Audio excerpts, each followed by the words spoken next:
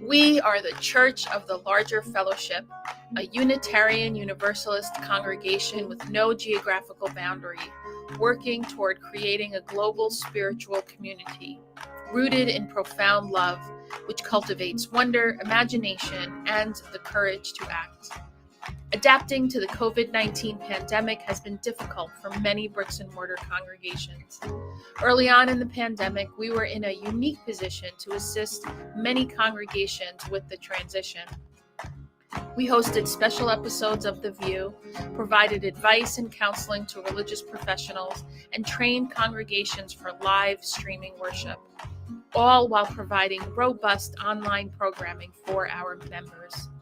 From worship to covenant groups, from classes to pastoral care, and from our monthly magazine to our letter writing ministry, we have found ways to build connection and community even through the screen. We have been a model for ministry on the margins, providing services for isolated Unitarian Universalists, becoming a spiritual lifeline for our members in prison, and investing in innovative ministry. We know better than anyone how deep and meaningful connections can be formed even from a distance. Unitarian Universalists have faced many challenges in these times, and we continue to persevere and to fight for justice and equity for all people, especially during moments of crisis. We are proud to be a leader in this faith movement, and we invite you to get involved in our ministry. We strive to be a place where anyone from anywhere can find spiritual refuge anytime they need it. Welcome to the Unitarian Universalist Church of the Larger Fellowship.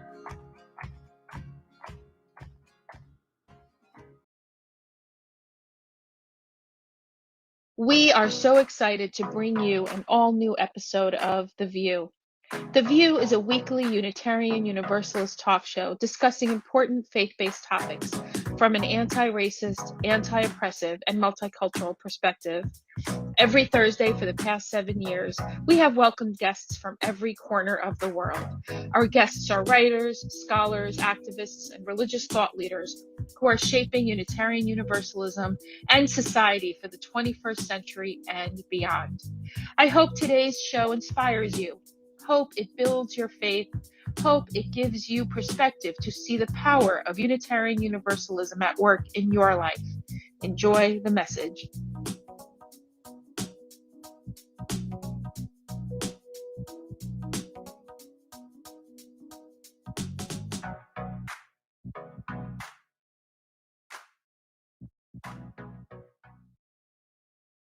Good day, dear VUU community. Welcome to the Voices of Unitarian Universalism, the VUU, or the VUU, the Church of the Larger Fellowship's weekly talk show here on this, the 697th day of March 2020.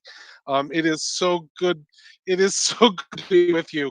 It has been a long week for all of us here, and I just figure it's been a long 2 years for all of us here as well. It is good to be with you. I'm Michael Tino, a member of the CLF lead ministry team, and I'm here in beautiful Peekskill, New York, where it is a ridiculously cold but bright and sunny day. And the forecast here is for 0 to 15 inches of snow because they can't make up their mind whether it's going to be 0 or 15 inches.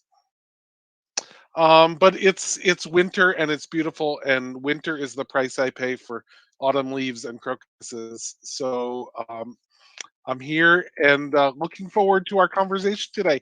How are you, Aisha Hauser?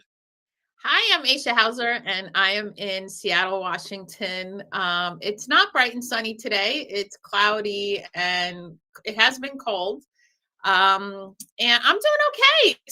You know, I was telling you all before we went live that I tried to drill something, and that something is stuck in the wall now. And I YouTubed that I could get it out, but okay, I know this is this is a spiritual dilemma I'm having, because the stubborn part of me wants to YouTube fixing it, And the part of me that's like, just pay to get this fixed because I could make this worse and have a bigger hole in my wall instead of the 4 mistaken holes I already have now. So I'm doing well. That's how my week's going.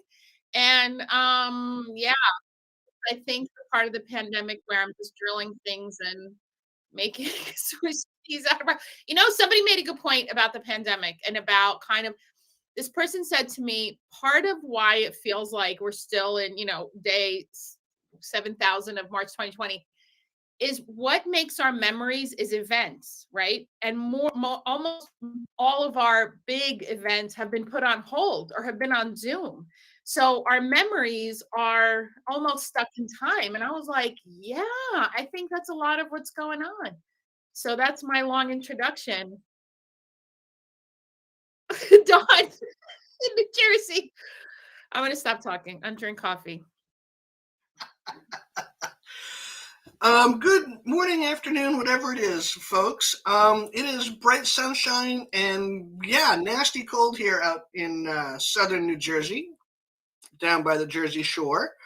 Aisha, I'll help you out with the whole thing in the wall thing afterwards. I used to be a contractor, right? Like I have helped more people fix stuff over the phone and over Zoom than you can believe. So, but yeah, life is an everyday adventure. It really is, and I'm not going to say more about it than that. And I'm glad to be here, and I'm looking forward to today's program. I'm going to hand it back to Michael because I have a feeling that he was probably the one in charge-ish. To say that I'm in charge of this motley crew of people is, I don't know, the head frog in the frog bin. It's great. It's great to be here. We usually start our time on the View with a little roundup of what's happening in Unitarian Universalism. Speaking of events, there are some people headed to San Diego this weekend to participate in um, the Ministers Association Institute, and also apparently the Western Regional Assembly is happening at the same time, all in San Diego, California. Many people are staying at home and doing that institute online. I wish that I were one of the people headed to San Diego, and alas, I am not.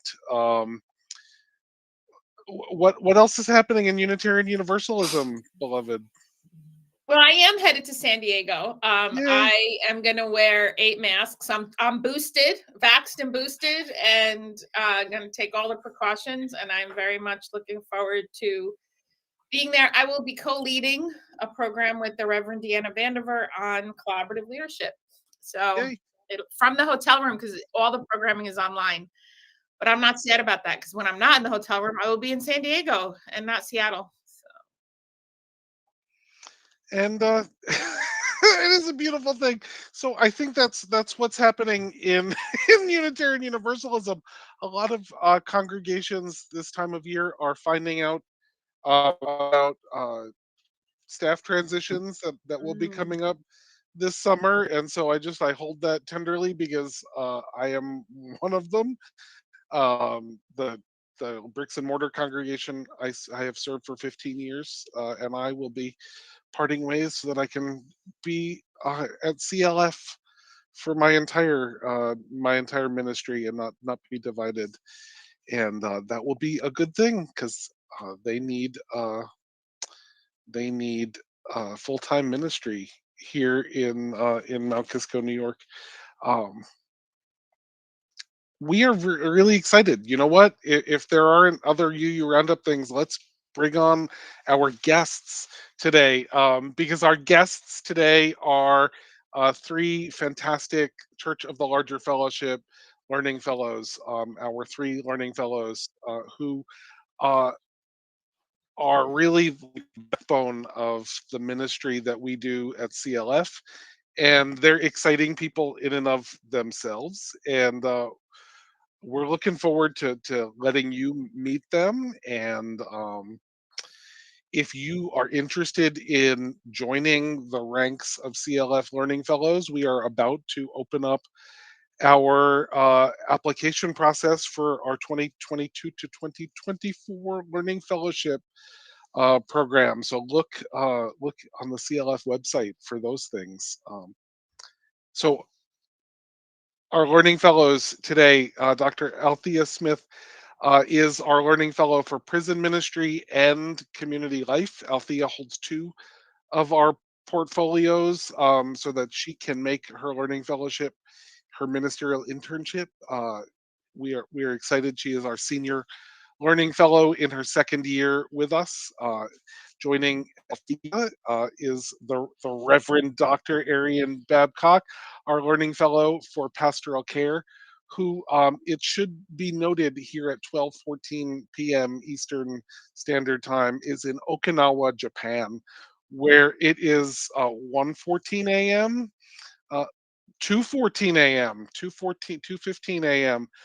So Aryan gets extra CLF points for coming on the View, and with the 1,000 CLF points that she earns today, she will get nothing. And also, Lecretia Williams, who is our learning fellow for worship, and Lecretia is joining us from Chicago, Illinois, and it is not an ungodly time there, unlike on the West Coast and in Japan. So let's bring on Althea and Lecretia and Aryan, shall we? And introduce them to our CLF VUU community. I need to talk for a little while we get them live on the air. It is a wonderful thing. As the Because I'm a shrinking violet introvert, I can do this. Um, as the supervisor of the Learning Fellowship program at CLF, um, the Learning Fellows that we bring on um, are really the people who push CLF forward the most. We bring in new people every year to take on important ministries in our community, but they hold together so much.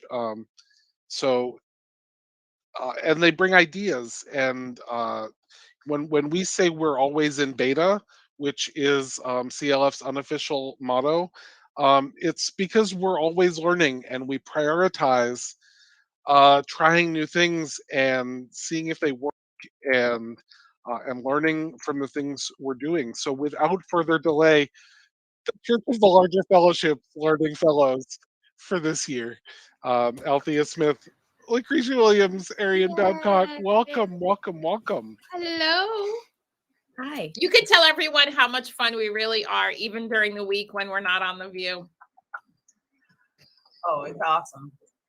That's Lecretia, you gotta pay Lecretia more to be enthusiastic, I think.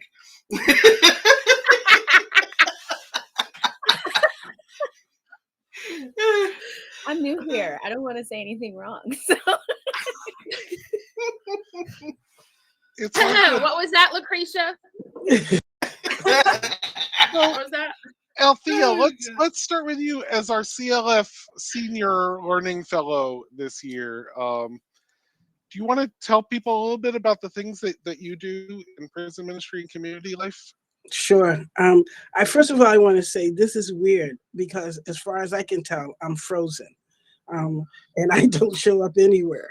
So I have no idea whether you can see me. So I'm just talking into the air. So, we see you and we hear you and we see Welcome you to moving, ministry. and it's all yes. good. Okay. So Ministry is a lot like that all the damn time.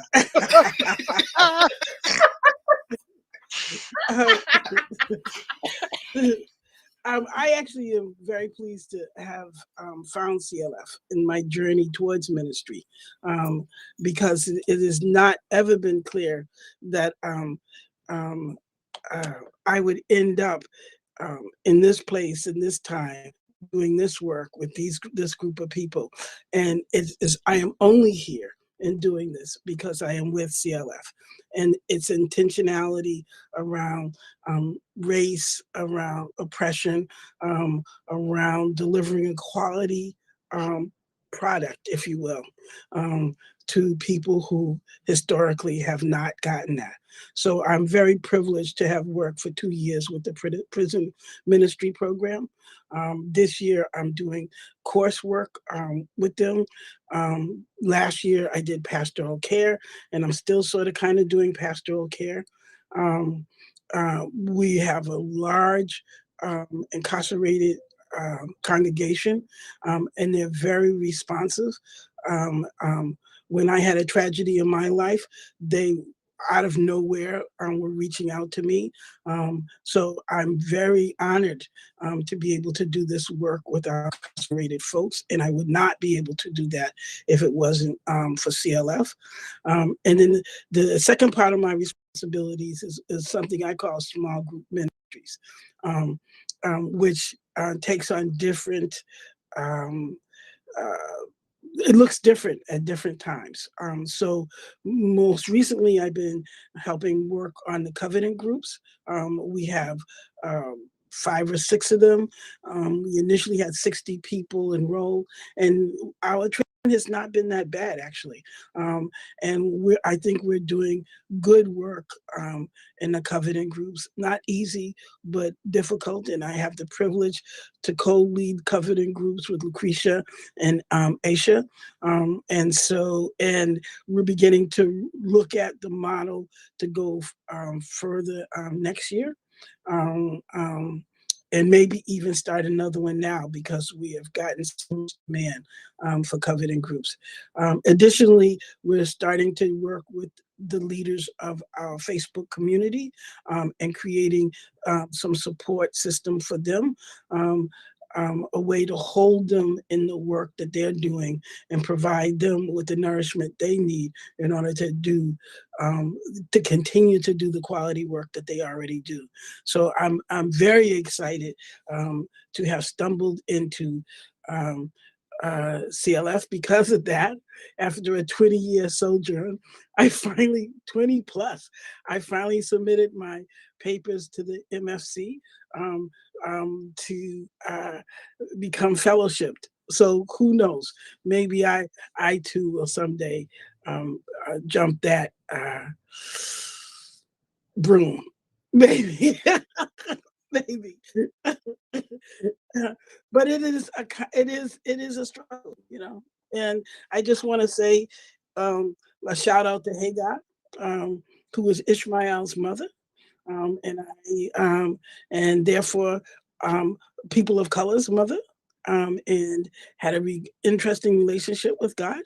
And I exhort you to go find out. She's one of the women in the Old Testament that was oppressed. She was a slave, and but I want you. The hint is Black girl magic. We've been around since Abraham. So. Mm-hmm. Excellent. And Lecretia, do you want to tell us what's happening in the worship life of CLF and what brought you to that learning fellowship? Sure.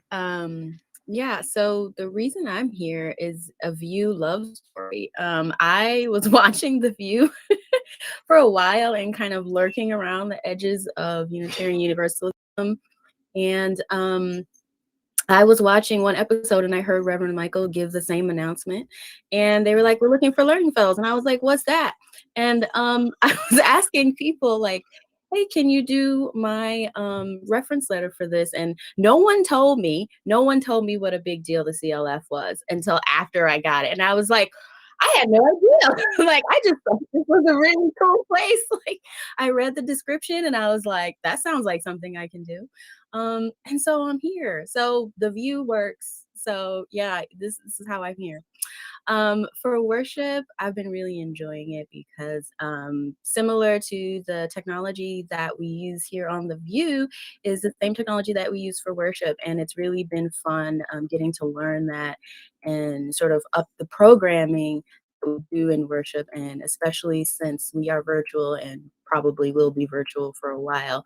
I'm really excited to bring people in. We did a Kwanzaa service for the whole week of Kwanzaa in December 2020, and that was super cool for each day. And I'm just super excited thinking about arts and bringing young folks and pets and just transforming how we do worship and worship arts, because that's what's calling to me.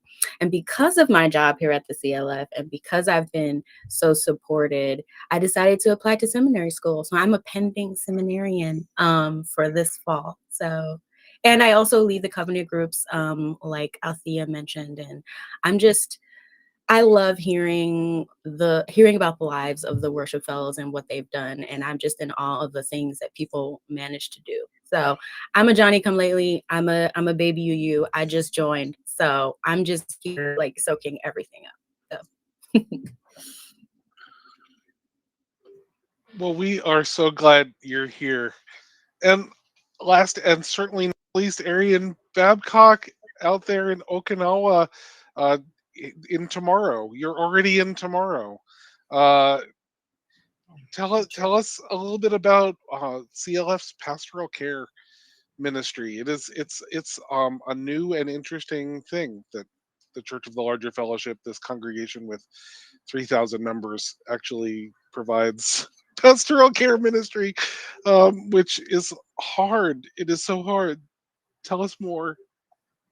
So I came into CLF with I'm an academic nerd, and I went to Star King, and I have 20 years being around Unitarian Universalism, and I came into CLF and I wanted to deepen my relationship around pastoral care, and I said that in the interview and when I applied, and you hired me. Then I discovered that I had to put kind of my I had to learn how to okay, so I have like a toe in the water in prison ministry. I have a toe in the water with the Facebook because we get pastoral care stuff that comes in there. I have a toe in the water with monitoring chats on Sunday, and just sort of navigating the fun of attempting my best to do pastoral care for this large congregation in a focused way. And for me, it's already been a gift in the sense that I get to learn from and work with some of the best people I've encountered in Unitarian Universalism. I've been in quite a few congregations because I'm military affiliated, so I've moved around. And this is kind of the first time I've gotten to really deeply saturate myself with some of what it means to be a Unitarian Universalist in a lived way. And I think that's probably the grace. I think the other thing about pastoral care is that we know it happens and we talk about it, but we don't want to get too deep in it, because that's the point, is that it's sort of like the private thing that goes on in the background that makes things smoothly flow forward. And that's what you want. So sometimes when people are what do you do? I do pastoral care. And that's kind of the end of it. It's not as exciting sometimes oh, there's not this new tech thing that I did, or, oh, there's not this new deeper, meaningful thing that I did that I can share with you. But I did it. Promise. It's kind of this weird behind the scenes undercurrent that you have going on.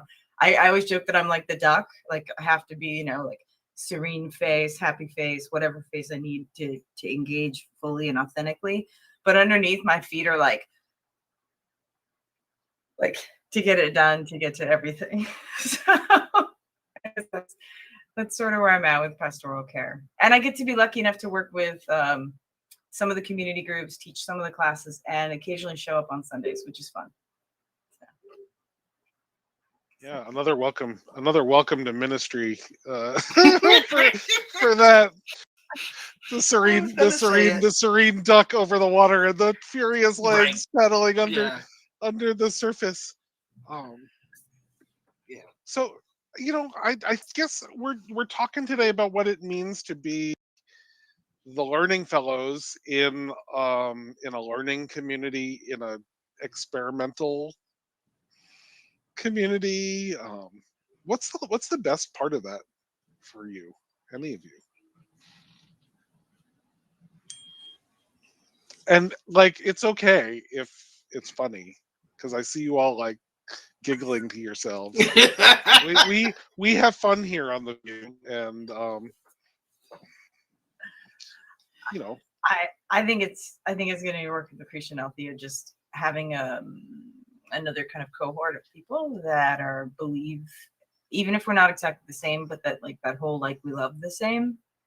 That's extremely powerful, because when I'm having a bad day, or my new puppy has chewed up something, or goodness gracious, the world is just heavy that day, I know that when I go into a Zoom meeting or I get to go into community with them, I know I'm going to get two very different perspectives. And I love them. I'm going to get some shining optimism, usually from Lecretia, maybe with a little bit of side eye. And I'm going to get given the what for from Althea with all the love. Like, and I love that. So it's them. It's getting to work with them. It's true. It's true. Come on, I'll speak some truth.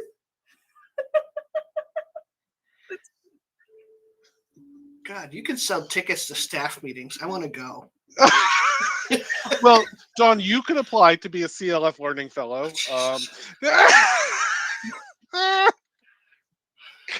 Aisha, we can't hear you. I don't know why. You know why? My phone was ringing and I didn't want to interrupt the show. So I think here's what I love about the CLF and about the Learning Fellows program. I don't love how gendered that title is, but we inherited it and it is what it is until we find a gender neutral term for fellow. Is the dynamic, the dynamism of everyone in the role, and it changes every couple of years. And so there is now, mind you, I've been at CLF less than 2 years, but I've been on the VUU 7 years. I've been on the VUU a long It's been a long time, Aisha. but 18 months, or not quite. Scale anyway. So I've worked with a lot of learning fellows, and you all are the enthusiasm and fun and willingness to center Unitarian Universalism, love, liberation, and collaboration. And that's one of the reasons why I wanted to be part of the CLF lead team with Michael and Chris, is that we collaborate. And what does it mean to show up in the world in the way we do? And not the entire staff, and especially learning fellows, this is an opportunity to live what we say we want to be in the world, in the imperfect container that is online congregation, faith community, the church, the larger fellowship, right? It is, even when I try to explain it to my non-UU friends, they're like, they got the confused. I mean, already explaining Unitarian Universalism is what it is, but then explaining it online, worldwide, and then it's very, and then people are intrigued. So you all are the backbone and the dynamism and the excitement that is, I'm just so deeply appreciative of. But I would like to know, so far, from the three of you, what has surprised you in this role? Any surprises? Oh, there are surprises, Michael. We're just going to find out whether or not they're going to say them on live and in perpetuity, because this is all being recorded. Don't be intimidated at all. Come on, Althea. I want to hear.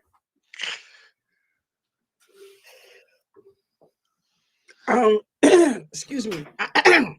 I still have an evaluation coming up.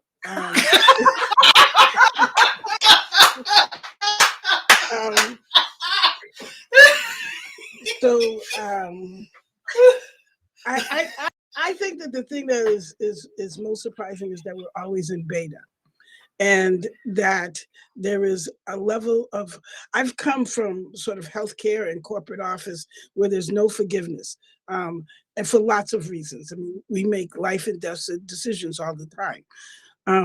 But there is a sense that there is something healthy about your ability to take a look at yourself and laugh. That brings great joy to me. And it really is driving me crazy that I'm talking into the ether. And I can't tell, it's like I shot an arrow into the, it fell to earth. I knew nowhere. At any rate, but that's really it. And the thing that has surprised me the most about CLF it's depth and breadth, and I hate this word, penetration into the UU world. I have learned more about the UU world, and not the magazine, but the world of UU, being a part of CLF, and that's the good, the bad, and oh my, of it.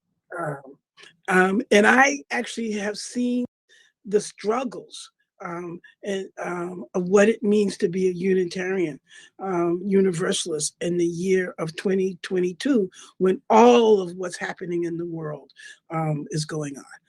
Because our non-creedal faith demands certain things from us. And I see CLF trying to live into that. And that's exciting. And I say this knowing that sometimes we just plain old get it wrong. But instead of cowering, we get up, we dust ourselves off. Aisha swears, and then we go out into the world. Hey, that's a secret. That's a secret that I swear. No one knew that I did that. Althea. You fucking kidding me? I'm not okay with this. Oh my. I told you, Althea, truth, dropping it. Y'all are out of control. I don't know what you're talking about. I'm the calm, cool, collected one. I don't know what. I don't know. I heart rarely. We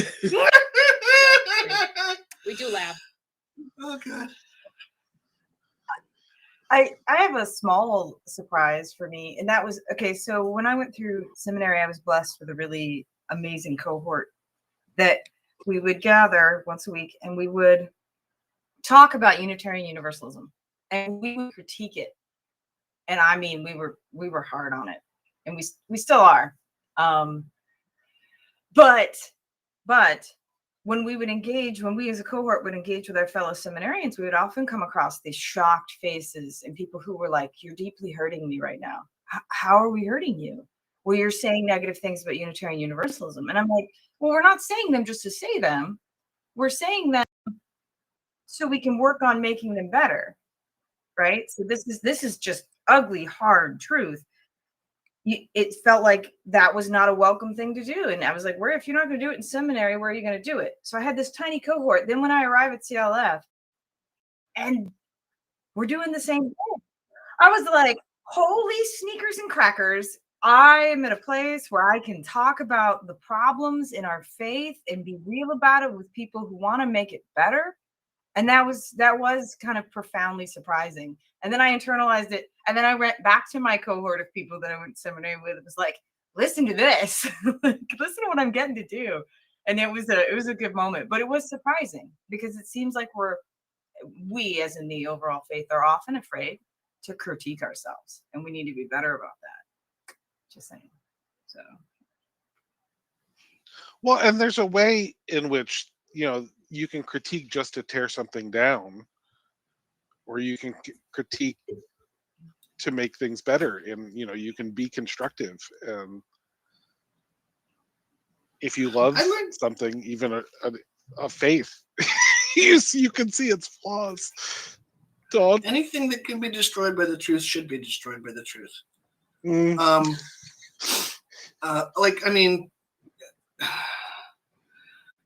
I learned a really weird thing in the last couple of weeks. And part of it was about, I was having a conversation with somebody about my time 1 hour a week as a guest host on The VUU. I said, it is the one time in my week when I am generally the least radical person in the room. And that is uncomfortable and awesome. And they were like, what the hell is wrong with you? I'm like I need to continually look at my stuff and learn what I don't know, right? I need to hear other perspectives. Like, I can think I'm full of all kinds of wisdom and bullshit, but a lot of times it's more bullshit than wisdom. And I know that I grew up in Maine and I have a really small view, of what it might be. And I learn every week. I come in and I listen, and I'm just like, okay, I feel like I'm in kindergarten again. Jesus. And I learned that there are people who don't like that, who don't want to learn, who don't want to be uncomfortable, who don't want to challenge what they know. I'm like, I don't get that. I don't get that. Like, that seems like what so much of what CLF does, is poke at it, and if it's got holes, well, let's figure out what they are and fix them or get rid of it. Like, that just makes sense. And I don't understand the desire to be comfortable all the damn time. Like, how boring is that? Especially, I mean, what's funny about when I came into discovering Unitarian Universalism and like finding this faith that seems, I'm not going to use the word radical, but progressive. I don't know that we're all that radical, but progressive, right? And then you come into leadership, and I found, for me, I've been at this now, we're almost at 2 decades, is how much there are systems within Unitarian Universalism that are super traditional and hold on to almost ancient ways of being in terms of the Bible, the Christian Bible, the New Testament. And so that's where I was surprised, is like, wait a minute, how come we are so replicating systems that are unhelpful at best, at worst oppressive, racist, patriarchal, misogynist, and so on and so forth. So that was the biggest surprise to me, going from being a lay leader and a congregant to in professional leadership and pursuing wanting to be part of Unitarian Universalism in a leadership role is how weirdly we're such a weird mix, we being UUs, of ornery, in your face, contrarians, and then rule followers. It's like a super weird mix. And I've worked for 4 congregations and the UUA along with the CLF, and I've seen it over and over. And so it's always been a source of bafflement for me how contrarian and ornery we are while we're trying to also follow some rules. I'm like, I don't understand what's happening. So I don't know what that is. Is that, it's like, when I lived in New England, I'm like, oh, this is it. It's like the New England culture of like rule following ornery people. Yeah, that's absolutely it. Oh my God, that is so true. Yeah. Yeah. So look, yeah, we don't like to be told what to do, but we like to tell other people what to do. I'm from New England. Like, that's us. That's us, baby. I'm sorry. Lecretia, are there surprises that you want to share with us? What's been the most surprising thing in your time with CLF? I come from a Pentecostal family church, and so there were not really any covenants or necessarily rules that we followed to be in relationship with each other than sort of the family relationship. And so it's been really interesting talking with people and workshopping like boundaries. What does it mean to be in like a living faith where our covenant is currently tested, and being changed, and also being in the environment where it is okay to say those things, and you can talk about them rather than saying that you can talk about them and not actually doing anything about it. Because I used to work in nonprofits, and that's how I was told, like, we care about people, but do you really? And so so coming here where they were like, oh, we care about people, and like we're gonna mess up, and like we're working on it, is like such a relief to me. And it's like the lowest of the low bar. Like, we messed up and we'll work on it is, I feel like, step 1.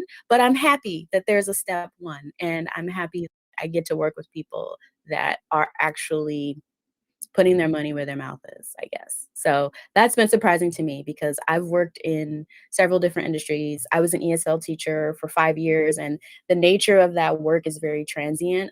People often switch jobs yearly, maybe every 2 years, because the way that people are treated there as teachers and as students is pretty destructive. And I like, though, that as a learning fellow, we're still able to put our mark on CLF, or whatever our gifts are, we're able to give those in the time that we're there, hoping that we make it better. There's that shining optimism. I guess you're right, Erien.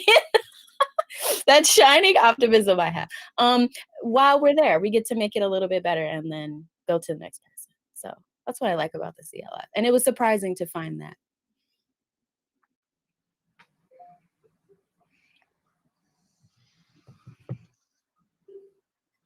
What's the funnest thing? Oh, that's easy.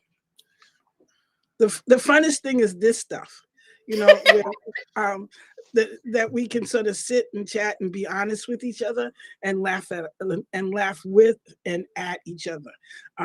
I think that's I think that's so, again, I think that's so different and so enjoyable. And I think it spoils me. I think that I don't know what I'm going to do when I leave here because I've had this. And this is not UUs. I've been a UU a long time. This is not UU. I don't know. This is an aberration. And I don't know what I'm gonna do afterwards.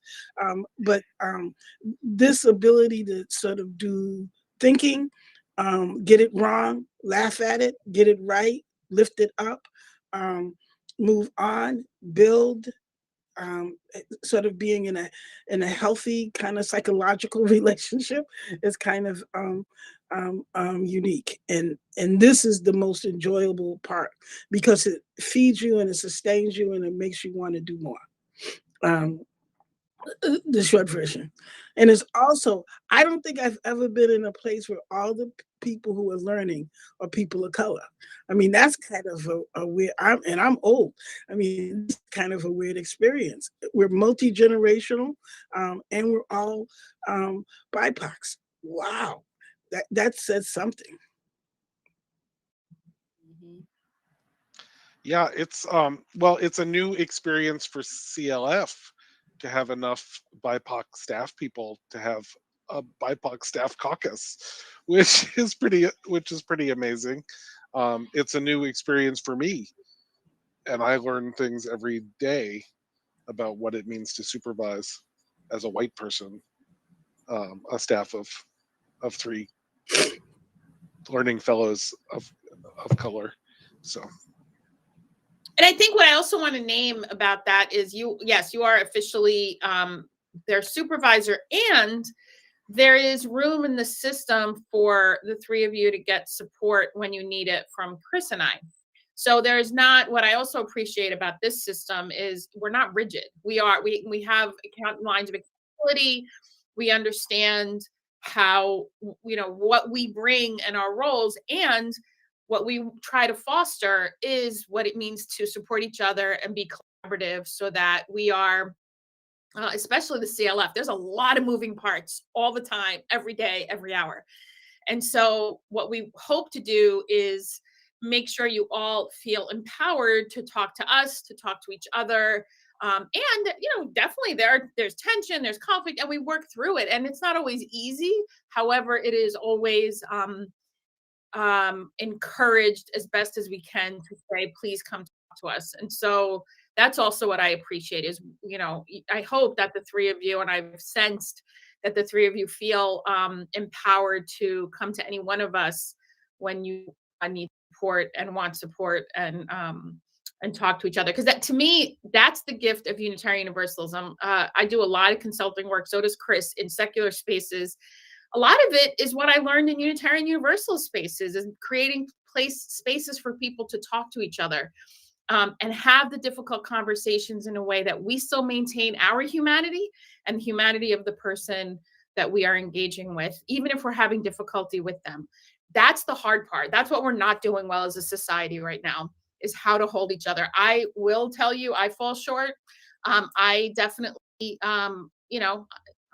some days it's harder than others to affirm the inherent dignity of those who won't get vaccinated. But I have to remind myself that, you know, they're using a tragic strategy to fill a unmet need. They're afraid, right? And I learned that through when I'm in systems where we can have tension and I could see you, or I don't want to be ableist, I can recognize your humanity and affirm it. And it is not always easy. So I'm grateful to be in spaces like this. Mm-hmm. So why should people apply for our learning fellowship program? we're about to throw open the gates, and there might be a viewer out there, just like Lecretia was last year, going, "These people look interesting." What would you all say to them? Don't wait. Don't hesitate.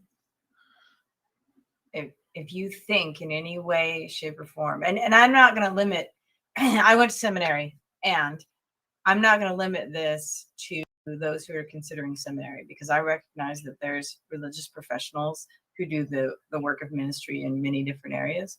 But I'll say this: if you want to make Unitarian Universalism and or the world that you live in every day better, and you like talking about the way that Unitarian Universalism is as a living tradition that challenges you. It's not easy to be a UU, but if you love it and you want to bring that more out into the world, this is one of the ways to do it. You're going to learn more about how to get things done in an effective manner. You're going to learn how to overcome challenges like conflict. And I think you're just going to have the opportunity to sort of really soak up at such a deep level what it actually means to be a living Unitarian Universalist, to live the principles, to live the sources, to invite in questioning yourself and to grow.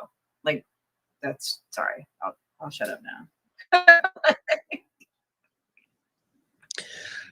Excuse me. I want to talk to the intellectual rigor, because as much as we've been laughing and joking, you would think that the sense of community and feeling good about the work you're doing is the only thing that happens.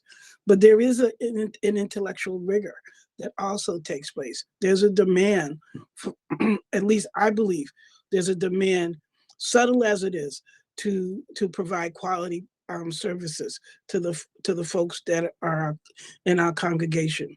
And that means that I think I have grown more intellectually. I have more knowledge in these last year. I've gained more knowledge in these last year and a half, because I've sort of had to work harder to be able to speak, to translate Unitarian Universalism on a lot of different levels to a lot of different people. So there's an intellectual rigor that's demanded. So you both get the sense of being in community, but you also get the opportunity to learn and grow. And so if you are not knowing, but are interested in being held and learning and growing, then this is a place for you. I think I would mention also I guess it goes along with being in community, the aspect of having access to all sorts of different people and places that you work with the CLF. So there are people from all over the world, from the Philippines, from France, and there's also so many ministers and seminarians and community lay leaders that come through that lead worship services in particular.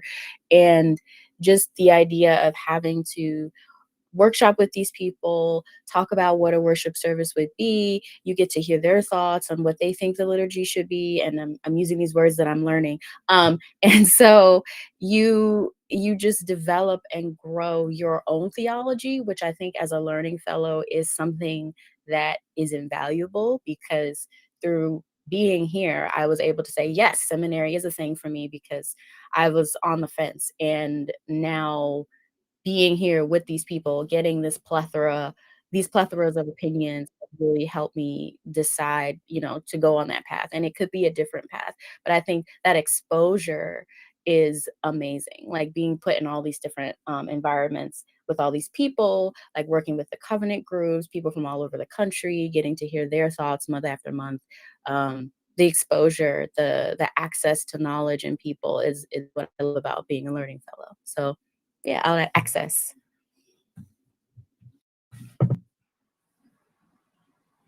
Yes, I'd like to ask the leads a question.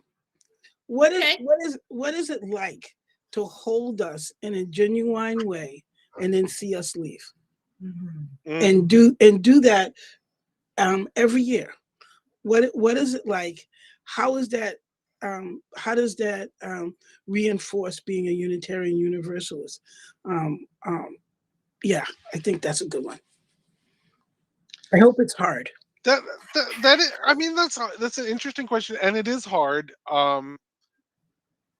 It's hard to answer. It's hard to put in words. I've been an intern supervisor for several folks over the years, and for me, I don't actually like the end of your internship is not the end of our relationship, right? It's the beginning. It's the beginning of a new chapter in relationship, right? So I will always be there as a colleague and a mentor for you as you go forward in our movement. So there's that. Like I'm not working with you every day, like I do now, but so there's a certain amount of pride.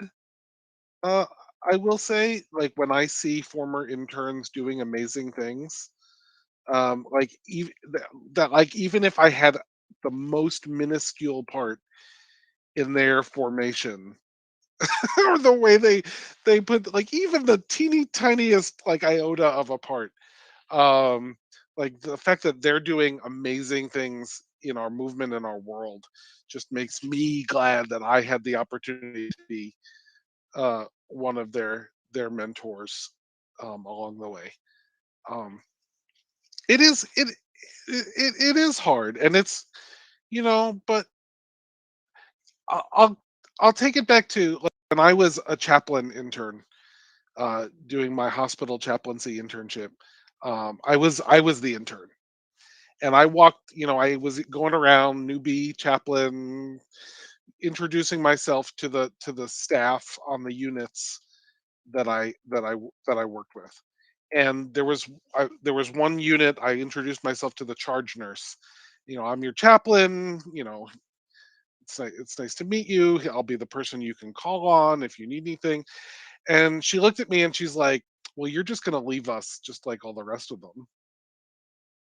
She's like, "Why should?"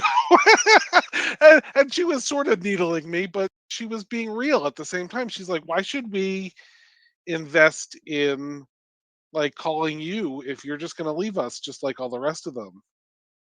And I said, "Because I'm here now, and I'm listening to you." And she was like, "Okay." And that unit called me more than any of the 3 units that I had, because they said we've got a chaplain who is going to be present, going to be fully present with us for whatever time that they're here. So I try and focus more on the fully present with whatever time we're here, and on the fact that you're leaving me. Me. So I've had a lot of learning fellows being on the VUU come and go. And I'm closer. Thankfully, we don't have that rule where like you have to disappear, we can't talk to you. So I'm personal friends with a few learning fellows. I'm not going to name names because then I'm playing favorites. And of course we have favorites. Anybody tells you they don't is lying. Anyway, so I have no reason to not talk with you all again. I want to stay close with you because you're leaders of color, and we have a very tight knit. Well, very for the most part, we're a tight group, the religious professionals of color in Unitarian Universalism, and we support each other immensely. And so I'm still friends with the learning fellows who I became close with, and I agree with Michael being present And it is hard. Sometimes it's like, oh, this person, who showed up really well. I mean, there's definitely over the years, and I haven't kept in touch with everyone. And I agree with Michael. When I see someone doing something exciting, I'm like, oh, I knew them when. But I also feel like you don't need to. I just think there's something about that rule in Unitarian Universalism. While I sort of get it, I also think it's a little inhumane. Like you get close to somebody, and I mean, like with ministers, and they disappear, and it becomes about the minister rather than relationship in Unitarian Universalism. So I also think that's one of those things where I'm kind of like, so thankfully that does not exist. So I can stay friends with the three of you if you so choose. Well, we are at the top of our hour here at the VUU. Do any of our learning fellows have a last word that you want to leave us with before we wrap up? Watch out for the three of us. We're here. We're coming. Watch your space. You all have been warned. Okay. Excellent. Well, this has been a good hour, and tickets will be on sale for our next staff meeting. We so that as a fundraiser. That's right? Michael. Listen. We should have an auction. Listen. Yes. Right. Yeah. Look for tickets to go on sale to the next Church of the Larger Fellowship staff meeting. You'll laugh. You'll cry. It will be better than Cats. And this has been the. And Aisha will swear. Aisha will swear. Well, that bar is low for me. I swear anyway. But yes. You might even hear me swear in a staff meeting. I generally don't on the VUU, but I'm from Brooklyn, so it's in my blood. It's been great to be with you. Thank you for joining us. Special thanks to those of you who give generously to this ministry. It is because of you that this ministry is possible. You can click the link in the description to give now, or visit clfuu.org/give for more information. We hope you will join us next week for another episode of The VUU.